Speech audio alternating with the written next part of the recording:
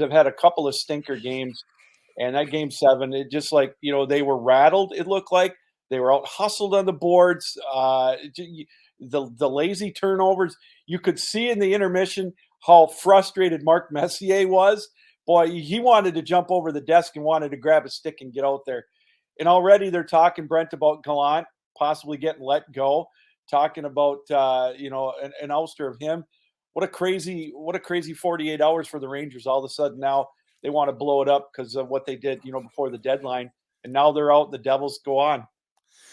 That's I talked about that with a buddy the other night. We're talking about the Rangers seem to be like, after game 2, they seem like we're too good to be in this series. We're the New York Rangers. They're the New Jersey Devils. They're the little brother in the Hudson River battle, and they just weren't. The Devils decided, we're going to play some hockey. We got a good hockey club over here. We're going to do some damage. Our goalie's finally making some saves, and the Rangers haven't done anything really of any substance. I mean, yeah, they made a Stanley Cup final in 2013, I think it was, or 2014 against the Kings. But they haven't really done anything of substance since '94. That acquisition of getting Patrick Kane didn't do anything for them throughout. Like, even after the trade deadline, he was uninspired throughout. And you got to wonder, when do you start running out of coaches? It's eventually the players have to take a little bit of onus, because they look disinterested in that game. I flipped it on in the first period, what happened in the first period, and I said, this game's over already.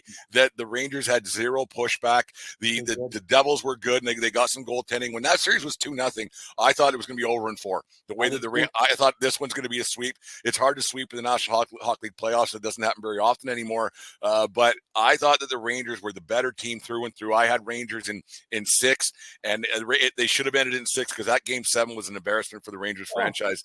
And like you said, Messier, he probably would have played a lot better, and he hasn't played hockey in 20 years at least, right? So it's one of those things. I think that Messier would have maybe they need a guy like Messier behind the bench or something. I don't know what the thing is with these hockey players now. Isn't more so in hockey than other sports, I guess, but the I don't want to say entitlement, but the lack of pushback you get from a lot of these younger players, that they just say, I'm the player and you can't do anything about it. I make this much money, you can't do anything about it. You can't get rid of me, more so than it was 10, 15 years ago. And the Rangers are the epitome of that. And I don't know what that franchise can do, especially after that complete embarrassment and letdown for that franchise the last week and a half. That's too bad, too, because like you said, they had the talent. I thought that they were going to make a run. Last question on that game. It was the $1 million question yesterday on social media. What did you think? Was that Trouba hit clean? Oh, man. Oh, that's a tough one, because like, as I was watching that game, my brother sent me a message, what a hit. And I'm like, are you cheering it? Are you happy for it? Like, it was a huge collision. It was a huge hit. Did he jump? Was the shoulder? It's so hard to tell, because those guys are moving so fast. Can they go back and look? I thought it was a good hockey hit. Was it clean-ish? Yeah. Going through the middle like that with your head down-ish, I thought it was a good hit. I mean, that's a hit. It's not something you want to see. You don't want to see guys get hurt. No. You don't want to see guys go down and everything else. But he was smiling in the hand. Well, you wonder if he would have been smiling in the handshake afterwards if they would have won the hockey game. But I thought it was a good hockey hit, personally. We're joined by Brent Redlinski of the 1420 Sports Bar podcast. I invite you to subscribe to their YouTube channel. They've got great daily shows all during the week, a little bit of everything, and they'll get you up to date on all the news around in the world of sports. Brent, let's talk about Boston and Colorado. First, Boston, they traded for a bunch of players at the deadline, 65 wins, quote unquote, the greatest team of all time for a single season. And, the Panthers, they punked them in overtime. Now there's going to be some changes, obviously. They're in cap hell. Tough way to go for Boston. I don't know what to make of that. That's that is an epic upset, but we all know, like you mentioned earlier, the Stanley Cup playoffs, you just never know.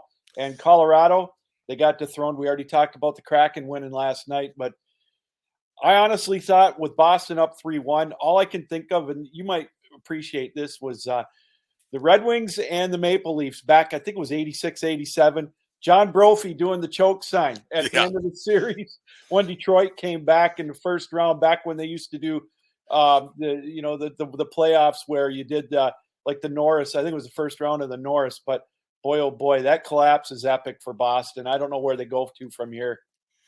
Well, I was thinking, like, if it ain't broke, don't fix it. And they went and they made those trade deadlines to acquire some guys and upset that room. Like those Bruins guys have been together for a long time, and Yeah. they have a way of doing things. There's a Bruin way, if that's a term that they use. That Cam Neely put that team together, and there's a Bruin way of doing things. They've been, I don't want to say successful, because like how successful are you if you have one Stanley Cup? But winning is hard.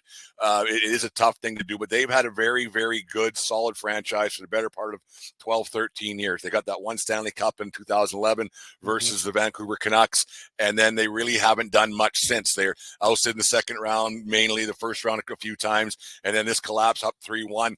And like you said, they're going into cap hell because Pasternak finally said, I'm getting paid. Enough of this. Like we've been taking hometown discounts for years, and everybody else now. Bergeron's leaving. Krejci didn't sound too content on him coming back yesterday the way he's saying, because usually when you have a foot halfway out the door, the rest of the body just follows. And he's kind of one of those guys. He's like, yeah, you know what? Because playing hockey's a lot harder than it was 20 years ago. Because now you got to play all year long, and you got to work out all year long. And training camp is just another step that you do. And these guys, they play so much at a young age, right to their old, and you just lose that thing. Allmark, turns out he was hurt a little bit, but if you win 65 games and you get ousted, you're up 3-1 and have a lead in the third period like they didn't give up a late one.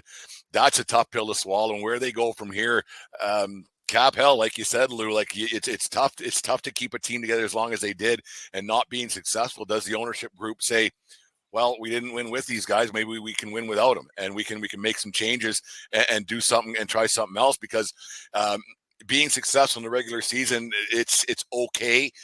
They were talking yesterday. I was listening. I don't know what they're going to raise a banner that has a President's Trophy winning insignia on it, but does anybody really care?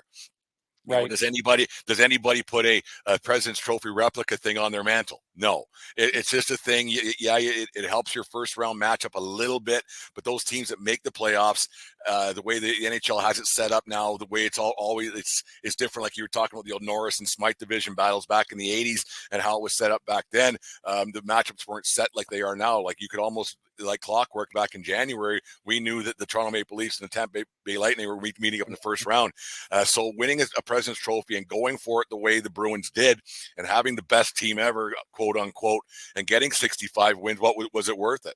Like, could they have sat a few guys and just said, okay, well, let's rest some guys. We got guys who are hurt, banged up, or whatever it might be. Bergeron's out. I think the Bruins are going to take a huge step back next year, and this might have been just the move to catapult it. And it might be one of those things for Bruins fans. This might be a tough pill to swallow, but if they weren't going to win a Stanley Cup, this might be a wake up call for Bruins fans to say, you know what, maybe we just aren't that good. All right, let's go to round two. I did a poll question yesterday. What is the